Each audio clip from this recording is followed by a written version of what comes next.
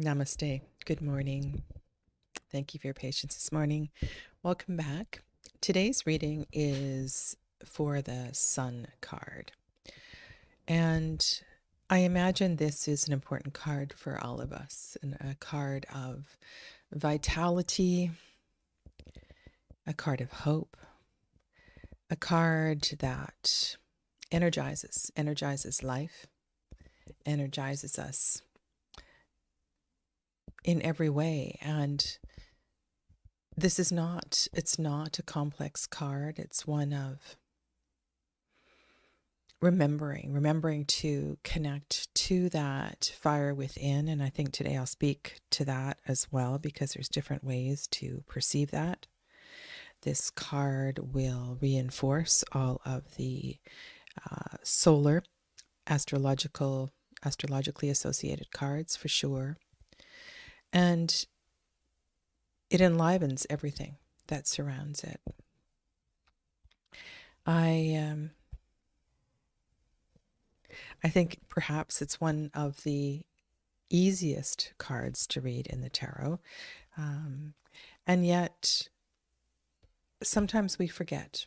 We forget all that it is connected to each and every other card. There is a very special relationship between this card and the moon, as well as the lunar cards. This card also has an abundance of references connected to the heart chakra, the Sephira of Tiferet, and all of the energy that lives there as well too. Good morning, Clara. Oh, thank you so much. I appreciate it. I was thinking about just the knights. So in the Tree of Life system, the knights live here. The knights. And the knights, if you regard that particular court card as that aspect of yourself that is in movement, that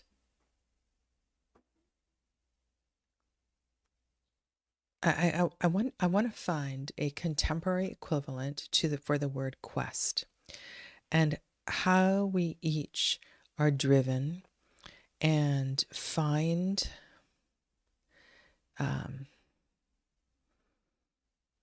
passions, drives, spiritual, practical quests that sometimes we can't explain. We can't understand what is driving us. We know we just have to do what we're doing, and it's almost like it's part of our DNA. And there's something about the knights and this energy that I think, I hope we all carry within us for a lifetime.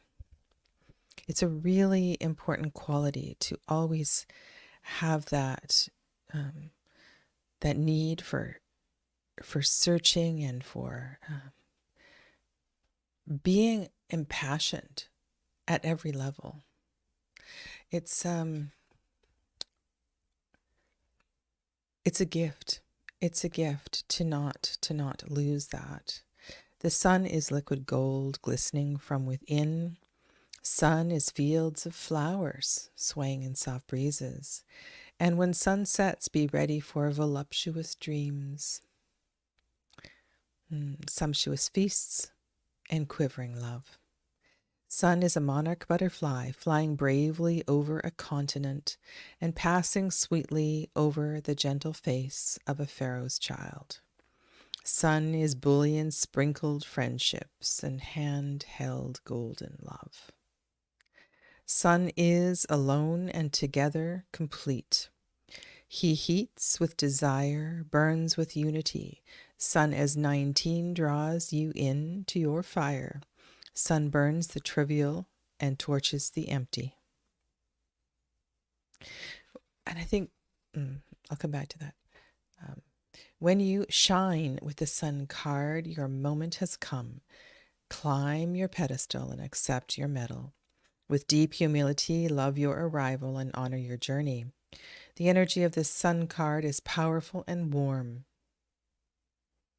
It is Tutankhamun softly gazing towards eternity, knowing that he will arrive when infinity,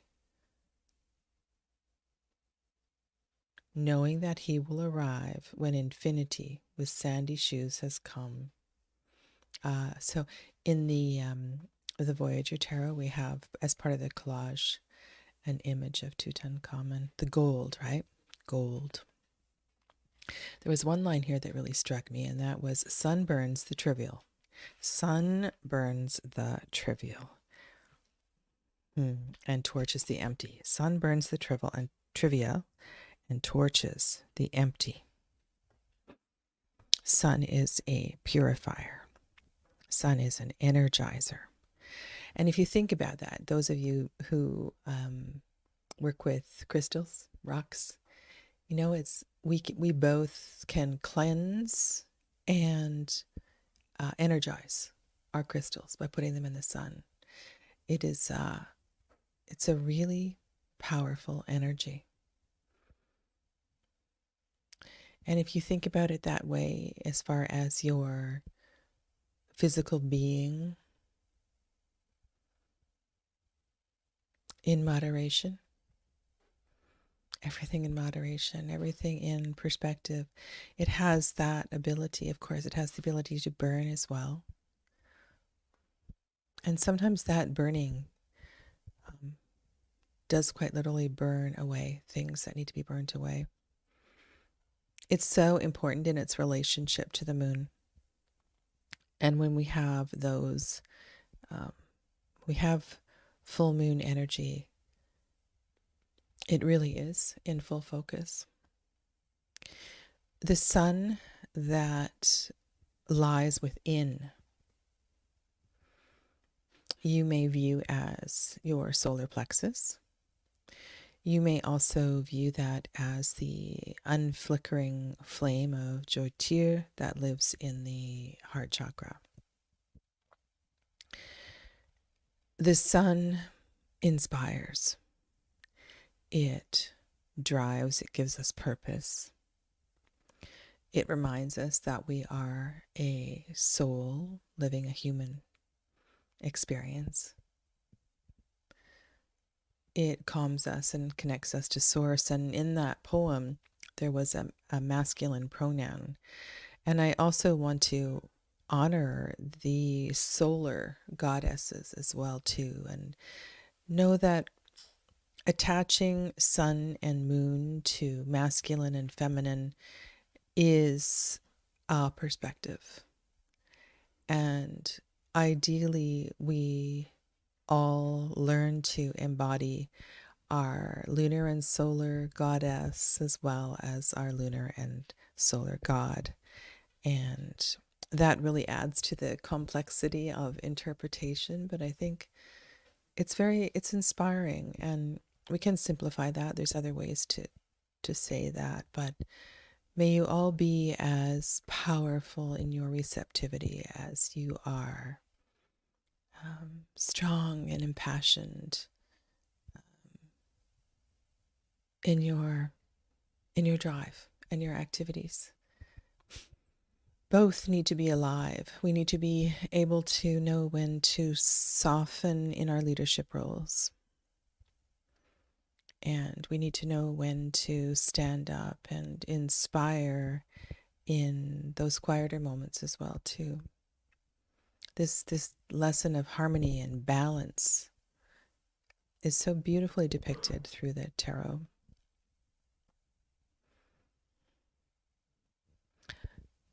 When I look at the Wild Unknown Tarot, I'm reminded of the different levels of heat in a flame.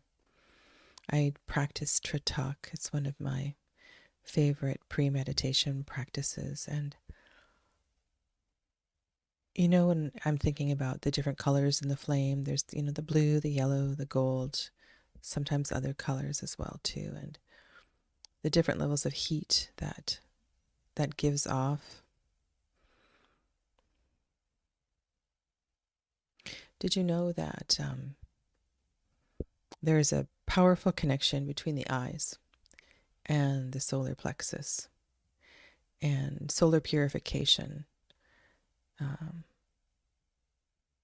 It does. It helps with clear sight, clear vision as well too. And I think this is part of the idea of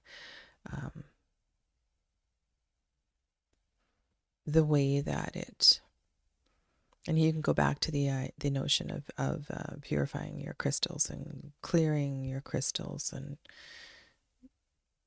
what that does. I mean, think about how you feel just a moment in the sun. It's so beautiful. This is a card of love. It's a card of true connection. It's a card of trust. It's a card of energy rising. It's a card of union. As solar plexus, as a card of union. See, this is the funny thing with this, and it's when we put metaphors on that, when we put different paradigms on the tarot, they never fit perfectly. I have the same trouble with the planets and the chakras. That is something that I would love to sit with like in a Zoom meeting with Vedic astrologers and experienced yogis around the world and talk about. You can't perfectly place other layers on things that already exist. The tarot existed before we imposed these layers to it, but we can learn.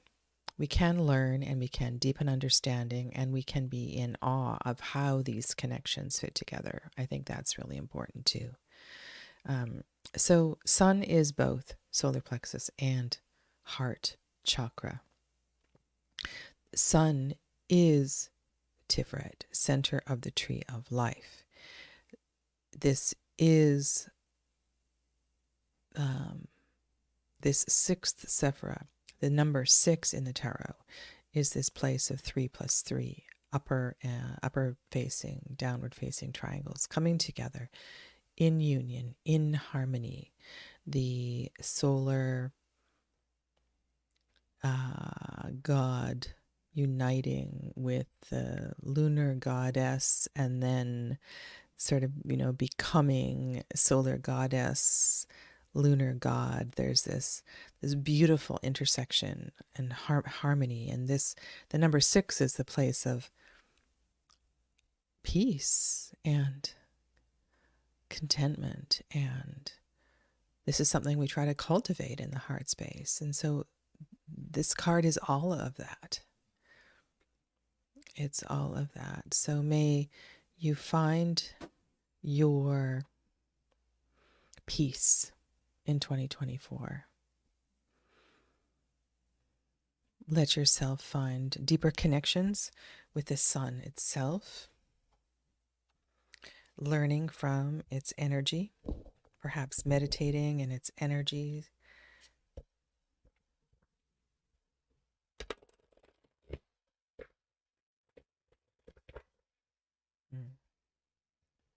There was one line in Jodorowsky's book that I thought was really beautiful. I shine at the heart of matter. I am its secret brilliance. It is nothing without me, but when it refuses me, what is the me? Just sorry, I need to go back. I enter the darkest nooks of the soul and inundate them with light. Pushed by my breath, you will cross the river of demented impulses and purified reach the region where everything grows effortlessly. I shine at the heart of matter. I am its secret brilliance. It is nothing without me, but when it refuses me and does not see me as its vital force, it is a cadaver. I cease to saturate it with drops of immortality. And this is another interesting conversation about Amrit, about Bindu chakra. And I just love how Jodorowsky has woven these teachings in this book. Do you not make yourselves impermeable to my eternal light? See how low the wall is that separates you from me. I created it so that everyone could leap over it. It's child's play. Beneath the rays you shall know true, naked, sincere affection. I am the solution of all difficulties. All right, let's draw some cards.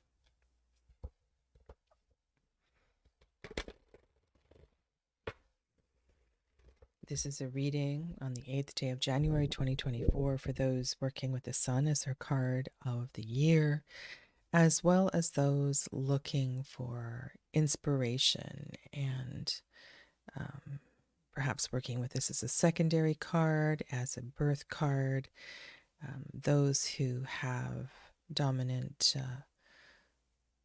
sun signs in their astrological wheel. May this reading provide clarity, deeper understanding. And as always, we ask these messages be in the highest for the greatest good, so that no harm may be done. So be it.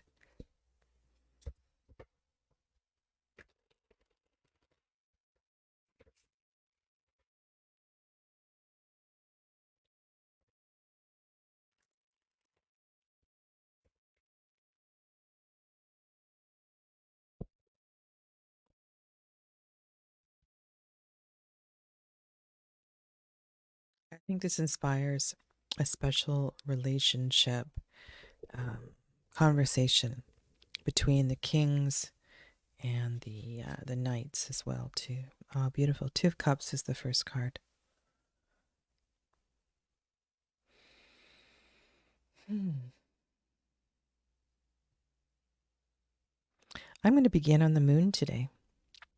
I'm going to begin on the moon, honoring this beautiful relationship between sun and moon.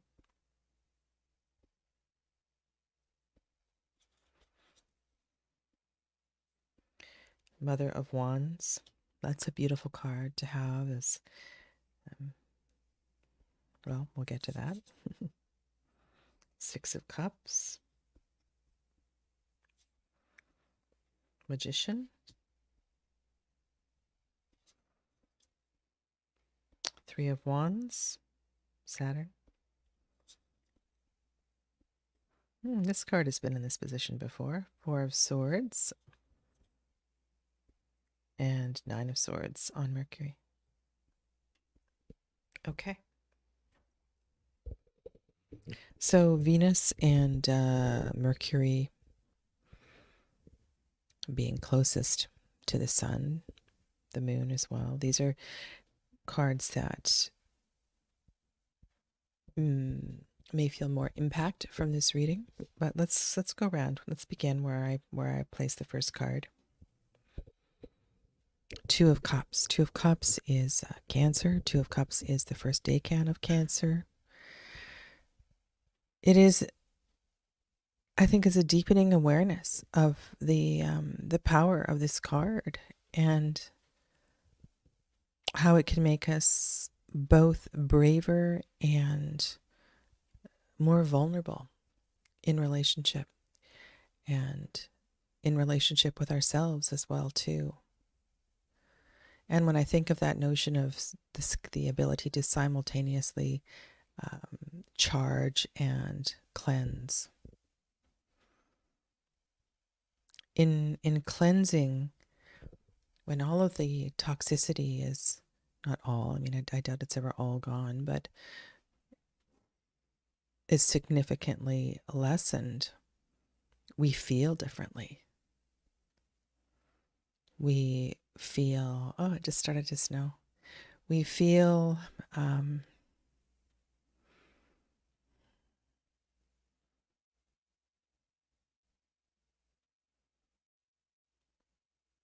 well, you know what that feels like, in that those moments of vulnerability. We do. We need to protect ourselves. And look at that second card, the way the Mother of Wands is protecting her babies. So here on earth, here in this worldly experience, let's remember, especially in a year of solar purification, that its influence can have powerful effects, that we must protect our baby, we must protect ourselves, we must create a nest and a space where we feel safe so that when we are recharged, so that we have the space to recharge. This is an important message. Take time to recharge. Yes, the sun can energize us, but sometimes that is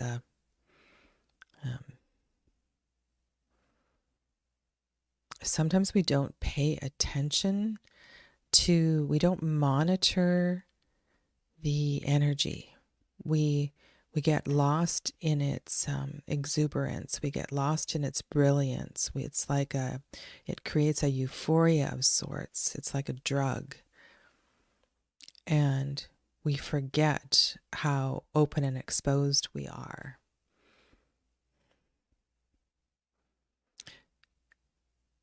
So be mindful of overdoing it. It's interesting. I was talking about my daughter as part of a presentation that's happening soon with her clinic. She's a acupuncturist, and we were talking about adrenal fatigue and how the different practitioners can affect and support clients whose adrenal fatigue has gone, who have allowed adrenal fatigue to overtake their physical bodies. And so part of the understanding and the connection here is that the sun can deplete water. The sun can cause dehydration. The sun can, so we have a responsibility to remain dehydrated and to remain hydrated and balance the sun, the water and the sun, to not overdo it in the heat. It has all these positive effects, but it can drain us. So we must be really careful with that. I like that dual. I love the paradox of that Mother of Wands, and she knows how to create a nest.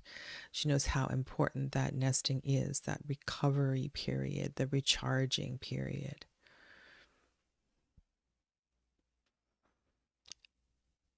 Mars is providing an expansion of sorts, asking us to,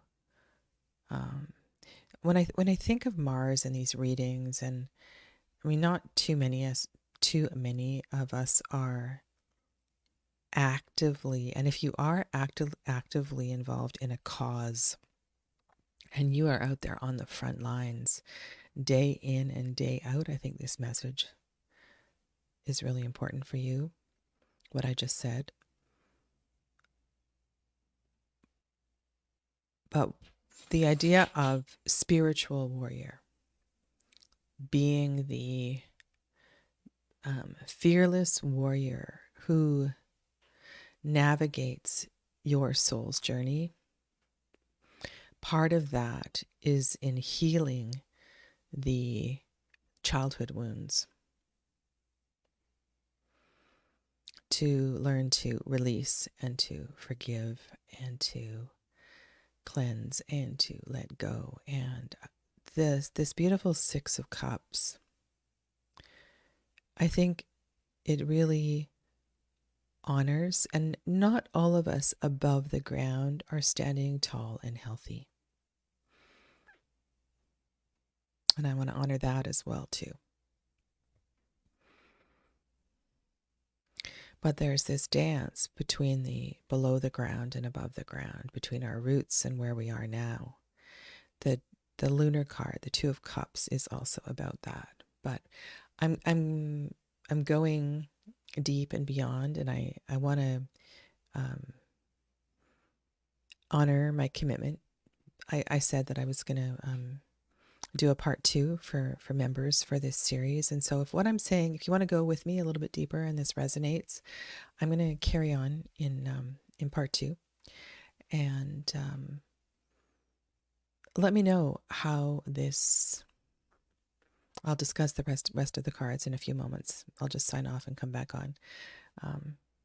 But let me know how your relationship with the sun and with your own energy levels, how that's doing throughout the year, especially if, this is your card of focus.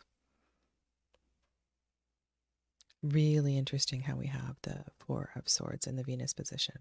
Okay, let's get to that in a moment, and I'll see you soon. Namaste.